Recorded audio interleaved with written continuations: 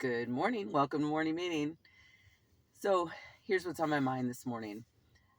Like a lot of people, if I'm trying to make a decision about something, I generally will spend a little time on it, thinking about it. And as you know, if you've been watching the videos, I did a couple videos that were about substitute teaching. It's not an easy gig.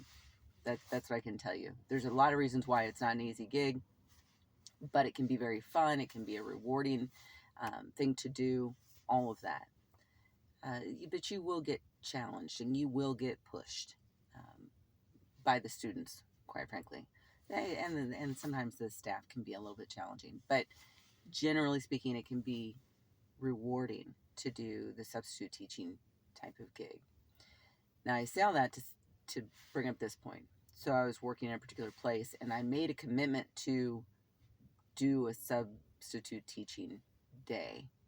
It ended up getting canceled because of some other situation that I'm not privy to. But the point is, I made a commitment to do it. A week prior, I had made a decision not to sub there again. But I still had this one more day. And I had this commitment. I wasn't going to say, no, I've got other things going on. I'm not, because I had already committed to doing that particular job. And that's important. Once I make a commitment to something, I'm going to see it through. As long as I know I can see it through, I'm going to see it through. If there's some other thing that's interrupting it, then that I can't control, then so be it. But if I'm in control of the situation and I make a commitment, I'm going to follow through on the commitment. So I thought it was really interesting that this sub situation got canceled for whatever reason, that it got canceled because I really didn't want to go there. I didn't want to be there in that position. I don't mind doing other things there or being there in some other capacity. That's cool. But I came to that conclusion that substitute teaching there is not good for me. I don't know how it is for them, the students, but it's not good for me. And if it's not good for me, then I'm going to reflect that to the students. They're going to pick up on that. I can only hide that feeling for so long. And I bring this up because if you find yourself in a position where you're doing a job that you really don't like, that you really hate, and you can't get yourself around that, be careful because you're bringing that attitude and that feeling and that mindset into the job, and it is affecting the people around you. Whether you believe that, don't believe that, it is. Emotions are contagious. There's plenty of research to show that. So when you're coming into an environment that you don't want to be in, you got to suck it up or you need to leave. You need to make the decision to leave and not be there so that you're not negatively affecting the people around you, which is where I was at. Now, I've been in this position before, and I've also mentioned this in videos.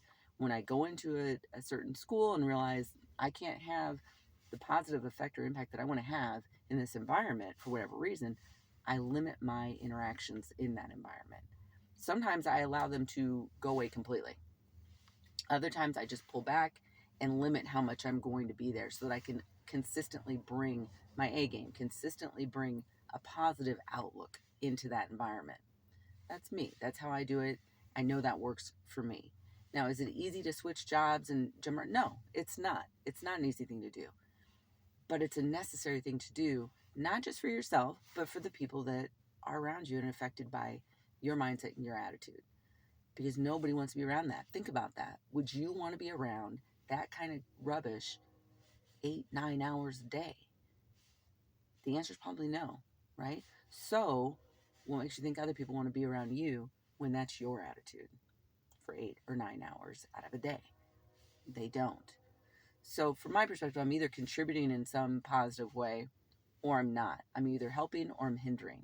And I'd rather be on the helping side of things. And so I tend to pull back if I know I can't be effective and positive in an environment when that's what's warranted. And I'm not talking Pollyanna bullshit. I'm just saying come in with your A game and have an outlook that's going, here's the opportunities. Always looking for the opportunities, not just focusing on negative. Negatives are pretty easy to identify, right? We're kind of bent that way. We can see the negative. Seeing the positive and finding opportunities, that one takes a little more effort and a little more work to do. And so I encourage you to today, if you're that person who's going in the environment and your attitude sucks, check yourself. Why does it suck? Why is your attitude so bad? And correct it. and then see if you can get yourself out of that situation. If it's a different job, start looking for another job so that you're not negatively affecting all the other people around you. And no, it's not easy. I already said that. But start the process. See you later.